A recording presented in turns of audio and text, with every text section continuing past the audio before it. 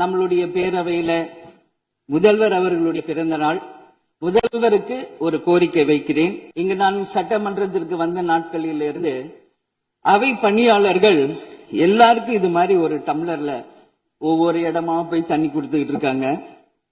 இன்னைக்கு நம்ம ரொம்ப அட்வான்ஸ்டா போயிட்டு இருக்கோம். இன்னும் ஸ்டில் அந்த ஓல்டு மாதிரி போயிட்டு இருக்கு. இல்ல ஒரே ஒரு விஷயம் அடுத்ததுங்க, இது மாதிரி கொடுக்கறது ஒன்லி கிளென்லினஸ் ஒண்ணு. அவை பணியாளர்களுக்கு நிறைய வேலை இருக்கு. ஒவ்வொரு டேபிளா அவங்க தவழ்ந்து கொடுக்கறது நமக்கே பாக்குறதுக்கு ஒரு மாதிரி இருக்கு. சோ சிஎம் ஒரு ரெக்வெஸ்ட், பெட் பாட்டில்ஸ்ல ஒவ்வொரு டேபிள்லயுமே பாட்டில்ஸ் நீங்க குடி தண்ணீர் வச்சிடலாம். குடிச்சிட்டு அவங்கவுங்க இடத்துல அவங்கவுங்க வச்சிட போறாங்க. இதனால கவர்மெண்ட்டுக்கு எக்ஸ்ட்ரா செலவும் ஒண்ணும் வரப்போறது இல்ல.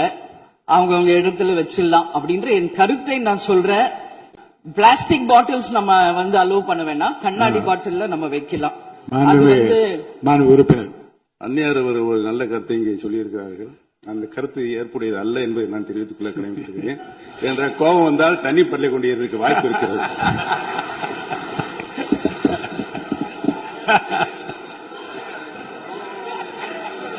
உறுப்பினர் பேசலாம். இப்போ தண்ணி பாட்டில் தான் வீசணும்னு கிடையாது, டம்ளர்ல கூட வீசி அடிக்கலாம்.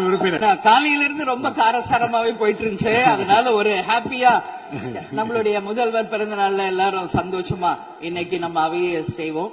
சோ பாட்டில் தான் வீசணும்ன்றது இல்ல.